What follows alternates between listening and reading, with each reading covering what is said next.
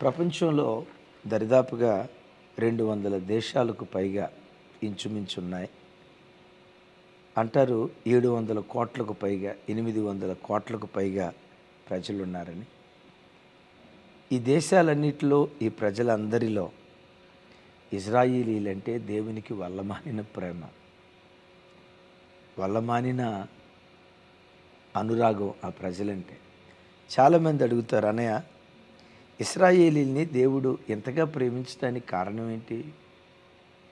ఇశ్రాయేలీల్ని దేవుడు ఇంత తలమానికగా ప్రపంచ దేశాలకు దీవెన కారణంగా మార్చడానికి కారణం ఏంటి అడుగుతారు. నిజమే, ఈరోజు ప్రపంచ దేశాలకు ఇజ్రాయేలీలన్నా, ఇజ్రాయేలు దేశం అన్న ఒక వింత. వింత అనే కంటే కూడా వింతలకే మహావింత. అద్భుతం అనే కంటే కూడా అద్భుతాలకే మహా అద్భుతం ఇజ్రాయేలు దేశం. ప్రపంచ పటంలో ఇజ్రాయేలు దేశం తొక్కడ మ్యాప్ పాయింట్ చూసుంటారు కదా తమ్ముడు, చూసుంటారు కదా తొక్కడ. ఆ చిన్న దేశం చుట్టూత 51 శత్రు దేశాలు. నేను విన్నాను, అది నిజమో కాదో తెలియదు. ఆ మధ్యధరా సముద్రాన్ని కొంతమంది మహమ్మదీయ సహోదరులు ఆ రెడ్, వాస్తవంగా సముద్రం అంటే బ్లూ సీ, సముద్రం వాటర్ కలర్లో బ్లూ కలర్లో ఉంటుంది కదా, ఆ ప్రాంతాన్ని వాళ్ళు రెడ్ కలర్తో చిన్నపిల్లలకు చూపిస్తారట. ఇది రెడ్ కలర్తో ఎందుకుందో తెలుసా? ఈ మధ్యధరా సముద్రం ఇశ్రాయేలు రక్తంతో తడపబడాలి. ఈ సముద్రంలో నీళ్ళు ఎట్లా ప్రవహిస్తూ ఉన్నాయో, ఈ సముద్రం నిండా ఇశ్రాయేలీల రక్తాన్ని ప్రోక్షించాలని కొంతమంది మతోన్మాదులు ఇజ్రాయేలీల మీద రెచ్చగొట్టేటట్లు చేస్తారట. ఎంత రెచ్చగొట్టే కార్యక్రమాలు చేస్తున్నా ఇజ్రాయేలు దేశం ప్రపంచ దేశాలకు ఎప్పటికీ సింహస్వప్నం. ఎప్పటికే కాదు, ఎప్పటికీ అది సింహస్వప్నమే. నిజమే, ప్రపంచ దేశాల్లో మేధావి వర్గం ఏదైనా ఉన్నదంటే యోధా జాతే. ప్రపంచంలో మనం అనుభవించే ఏ టెక్నాలజీ అయినా యోధా జాతిలో నుంచేనైనా పుట్టుకురావాలి. వెరీ నెక్స్ట్ క్రైస్తవ జాతిలో నుంచే పుట్టుకురావాలి. ఈ మధ్య TV9 ఇంకా కొన్ని టీవీ మీడియాస్లో చర్చలు జరుగుతున్నాయి. అరే, ఇంత చిన్న దేశం ప్రపంచ దేశాలను ఎలా గడగడలాడించగలుగుతుంది? ఇది వింత కదా అంటే ఒక శాస్త్రవేత్త అన్నాడు, ఏంటండి యూదుల ప్రత్యేకత అని అంటే, ఆ పెద్ద ఆయన ఏమన్నాడో తెలుసా? యూదుల బ్లడ్, వాళ్ళ బ్రీడ్, వాళ్ళ బ్రెయిన్ అది పూర్తిగా సపరేట్ అండి. వాళ్ళ బ్లడ్డే వేరండి, వాళ్ళ బ్రీడే వేరండి, వాళ్ళ బ్రెయినే వేరండి. వాళ్ళ బ్రెయిన్ ఎంత వింతైందో చెప్పమంటారా? సారీ, ప్రపంచ దేశాల్లో అత్యంత మేధావి అని పరిగణించబడిన వాడు ఆల్బర్ట్ ఐన్స్టీన్. ఆయన చనిపోయిన తర్వాత ఆయన బ్రెయిన్ బయటకు తీసి 256 ముక్కలు చేసి ప్రపంచ దేశాల్లో ఉన్న ఆయా ల్యాబొరేటరీస్కి పంపించారు. ఎందుకో తెలుసా? ఈయన ఎంత గొప్ప మేధావి అయ్యాడంటే ఈయన బ్రెయిన్లో ఏదో ఉంది, ఈయన బ్రెయిన్ నరాల్లో ఏదో ప్రత్యేకత ఉంది. 256 ల్యాబొరేటరీస్లో పరీక్ష చేస్తే అందరికి ఉండే బ్రెయినే ఆయనకు ఉందట. అందరి మెదడు ఎట్లుంటుందో ఆయన మెదడు కూడా అట్లాగే ఉందట. ఈలోపు ఎవరో అన్నారు, ఆల్బర్ట్ ఐన్స్టీన్ బ్రెయిన్లో ఏమీ లేదు, కానీ ఆల్బర్ట్ ఐన్స్టీన్ ఆరాధించే దేవునిలో ఉందండి మహత్యం అంతా. ఆయనే ఈ చిత్ర విచిత్రాలు జరిగించిన వాడు. విచిత్రం, నిజమే. వాళ్ళు మాట్లాడుతూ ఆ టీవీ మీడియాలో ఒక ఆయన అంటాడు, ఏమండి ప్రపంచంలో మేధావి వర్గం అంతా ఇజ్రాయేలీలేనండి. ఇజ్రాయేలీలు ప్రపంచ దేశాలకు పెద్దన్న లాంటి వాళ్ళు. నిజమే, అమెరికా దేశం పెద్దన్న అంటారు. అట్ ద సేమ్ టైం మన భారతదేశం కూడా అగ్రగామి దేశం. బహు కుటుంబ వ్యవస్థ అద్భుతంగా ఉండే పెద్దన్నగా వ్యవహరించే దేశాల్లో కూడా మన దేశం ఒకటి. బట్ ఆ టీవీలో చెప్తూ అసలు ప్రపంచ దేశాలకు నిజమైన పెద్దన్న ఇజ్రాయేల్ దేశం. ఎలాగో చెప్పంటారా? ప్రతి శాస్త్రం వాళ్ళలో నుంచి పుట్టుకొచ్చింది. చెప్తూ ఈరోజు మనం అనుభవించే టెక్నాలజీ, మైక్రోసాఫ్ట్ ప్రాసెస్, వెరాకిల్, మెడిసిన్ రంగం ఉందో చూసారా, పోలియో వ్యాక్సిన్ సూది, హెపటైటిస్ బి, ఇలా చెప్పుకుంటూ పోతే ఒకటి కాదు రెండు కాదు.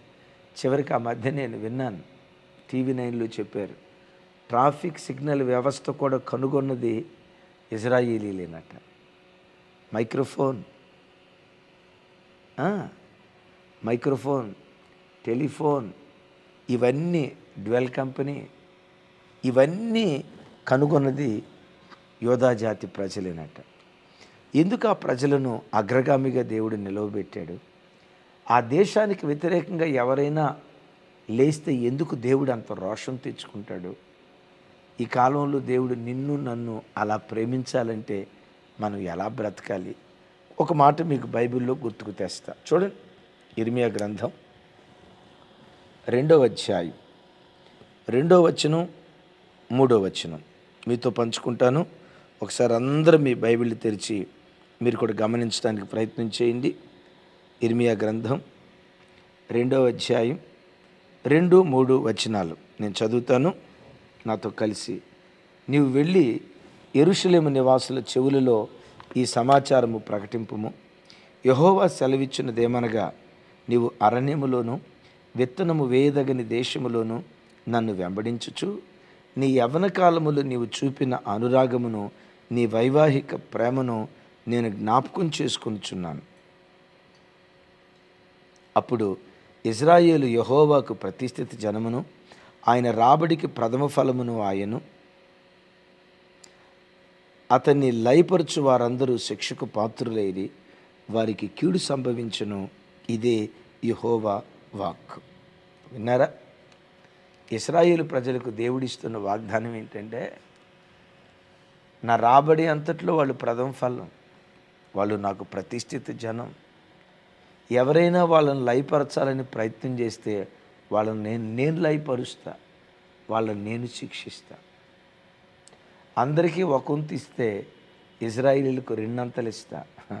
ప్రపంచ దేశాల్లో అత్యధిక శాతం నోబెల్ ప్రైజులు గెలుచుకున్న ప్రజలు ఇజ్రాయేలు ప్రజలు. అందరికీ ఒక వంతు ఆశీర్వాదం ఇస్తే ఇజ్రాయేలీలకు 2 అంతలు. ఎందుకు? వాళ్ళు నా ప్రథమ ఫలం, వాళ్ళు ప్రతిష్ఠిత జనం. వాళ్ళని ఎవడైనా ముడితే నేను ఊరుకోను. మీరు అడగొచ్చు, అదేనన్నా ఆ ప్రజలను దేవుడు అంతగా ప్రేమించడానికి కారణం ఏంటి?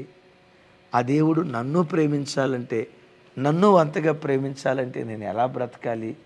ఇక్కడ అంటాడు, ఇశ్రాయేలీలారా, నీవు విత్తనము వేయదని నీవు అరణ్యములోను విత్తనము వేయదగని దేశములోను నీవు నన్ను వెంబడించుచు, నీ యవ్వన కాలపు వైవాహిక ప్రేమను అనురాగమును నేను జ్ఞాపకం చేసుకొనుచున్నాను అంటాడు.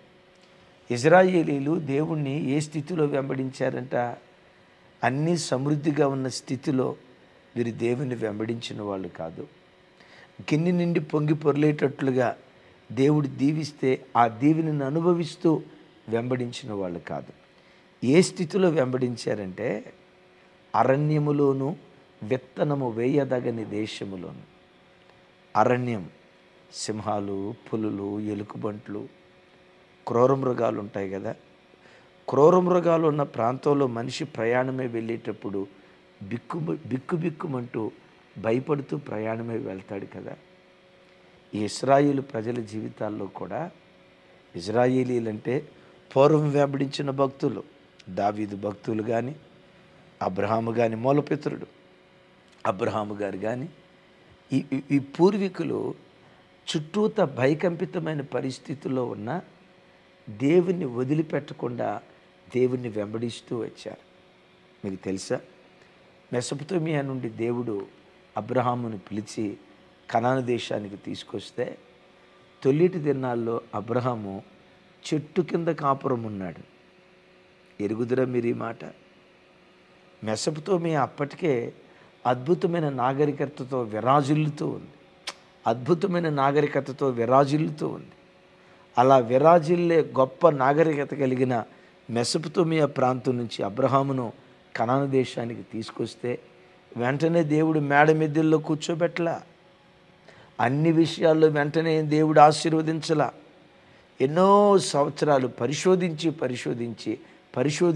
ఆ తర్వాత కానీ వచ్చిన తొలిడి దినాల్లో అబ్రహాము కాపురం చెట్టు కింద, అద్భుతం చెప్పంటారా, ఆ చెట్టు కింద కాపురం చేస్తున్నా దేవుని విడిచిపెట్టలా, దేవుని వెంబడించాడు. తమ్ముడా చెల్లి, ఒకప్పుడు నీ బ్రతుకు ఒకప్పుడు నీ బ్రతుకు చాలా బాగా ఉండి ఉండొచ్చు. బాగా భక్తిగా బ్రతుకుతూ ఉన్న దాన్ని బట్టి పరిస్థితి తలకిందులైపోయినట్లుందా? ఎంత భక్తి చేశానండి, ఏంటి ఎట్లా అయిపోయింది, ఎందుకీ దేవుడు, ఎందుకీ భక్తి అన్నట్లుగా భక్తిలో వెనకడుగు వేస్తున్నావా?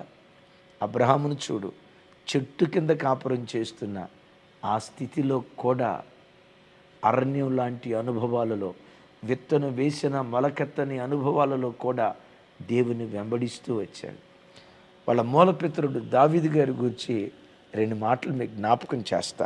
చూడండి, కీర్తనల గ్రంథం 119వ కీర్తన 83వ చరణం మీతో పంచుకుంటాను.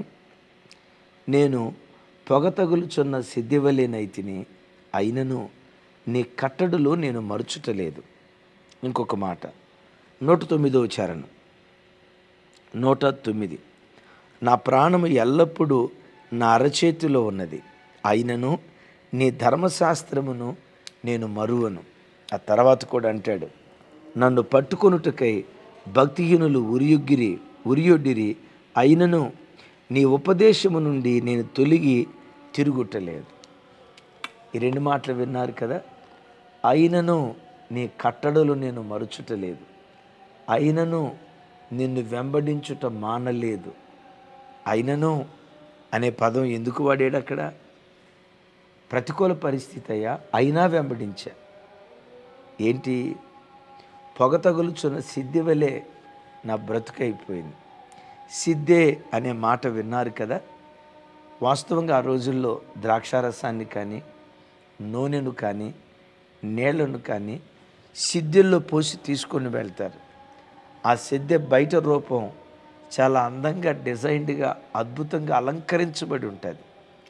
ఇప్పుడు దావీదేమంటాడంటే, అందమైన జీవితం అయ్యా నాది, ఈ అందమైన జీవితం లాంటి సిద్ధికి పొగ తగిలితే ఎంత వికారంగా మారిపోద్దో, అందమైన నా జీవితం ఈరోజు వికారమైన జీవితంగా మారిపోయిందయ్యా, అయినా నా దేవుని ఆజ్ఞలు మరచటలేదు, నా దేవుని వెంబడించడం నేను మానలేదు. విన్నారా? మీకు అర్థమయ్యే భాషలో చెప్పాలంటే, మన చిన్నతనంలో వంటలు వండటానికి అల్యూమినియం పాత్ర వాడేవాడు, గుర్తుందా? కూర వండటానికి కానీ, అన్నం వండటానికి కానీ అల్యూమినియం పాత్రలు. అల్యూమినియం పాత్ర ఎలా ఉండేది? తెల్లగా దగదగ మెరుస్తూ ఉండేది షాప్ నుంచి కొనుక్కొచ్చినప్పుడు. అయితే ఆ పొయ్యి మీద పెట్టి పదే వండటాన్ని బట్టి కింద భాగం అంతా నల్లగా వికారంగా మారిపోద్ది. తెల్లగా ఉన్నది నల్లగా అయిపోయింది. అందంగా ఉన్న ఆ పాత్ర ఎలా నల్లగా వికారంగా మారిపోయిందో, అందమైన దావీదు జీవితం వికారంగా మారిపోయింది. అద్భుతం. అలాంటి స్థితిలో కూడా నిన్ను వెంబడించడం నేను మానలేదయ్యా. తమ్ముడు, చెల్లి, అందుకే ఇశ్రాయేలీలంటే దేవునికి ఇష్టం. ఆ కరువులో కూడా దేవుని విడిచిపెట్టలా. విత్తనం వేస్తే మొలకెత్తని దేశం అబ్రహాముకు దేవుడిచ్చాడు, అయినా దేవుని విడిచిపెట్టలా. మెసొపొతామియా ప్రాంతం ఉంది కదా, 2 నదుల మధ్య ఉన్న సారవంతమైన ప్రాంతం, యూఫ్రటీస్, టైగ్రీస్. ఎంత అద్భుతమైన అందమైన ఫలభరితమైన స్థలం నుండి విత్తనం వేస్తే మొలకెత్తని దేశానికి తీసుకెళ్తే, సహజంగా ఆ స్థానంలో మనం ఉంటే అనేవాళ్ళం, అంత అందమైన స్థలం నుంచి ఏదో నేను ఇస్తానని తీసుకొచ్చాడు. ఏమి ఇచ్చాడు? ఇదే విత్తనం వేస్తే మొలకెత్తని సౌడు భూమి. సరే, ఆ ప్రాంతంలో యోర్దాను కాస్త సారవంతమైంది అనుకుంటే, ఆ సారవంతమైన భూమి లోతుకి వెళ్ళిపోయింది. కొండలు లోయలు కలిగిన దేశం అబ్రహాముకి మిగిలింది. విచిత్రం తెలుసా? అది నిస్సారమైన నేలే. ఈవెన్ టుడే ఇప్పటికీ ప్రపంచ దేశాల్లో అద్భుతమైన వ్యవసాయం చేస్తున్న దేశం ఇశ్రాయేలు దేశం. మనకున్నట్లుగా మాగాణి, నల్లరేగడి, సారవంతమైన నేల, నదులు, మన దేశం అద్భుతం. ఇంత విస్తారమైన నదులు ప్రవహించే దేశం కాదు ఆ దేశం. ఒకే ఒక్క నది, యోర్దాన్ నది. అలాంటి సౌడు భూమిలో అద్భుతమైన వ్యవసాయం జరుగుతూ ఉంది. ఎందుకో తెలుసా? విత్తనం వేయదగని దేశంలో కూడా అబ్రహాము దేవుణ్ణి వెంబడించడం మానలేదు. ఇర్మియా ప్రవక్త కూడా అంటాడు, నిన్ను నేను వెంబడించు కాపరినై ఉండుట మానలేదు. తమ్ముడా, చెల్లి, కరువు వచ్చినా ఖడ్గం వచ్చినా యేసయ్యని వెంబడించు. ప్రార్థన మానుకో, ఆరాధన మానుకో, మనసులో దేవుని శంకించుకోకు. ఎందుకు ఇలా చేశావు? దేవుని ప్రశ్నించుకో. కరువైనా ఖడ్గమైనా నిన్ను వెంబడిస్తూ బ్రతుకుతా యేసయ్యా, నిన్ను విడిచిపెట్టను యేసయ్యా, చావైనా బ్రతుకైనా నీతోనే యేసయ్యా. యేసయ్యను అలా వెంబడించు.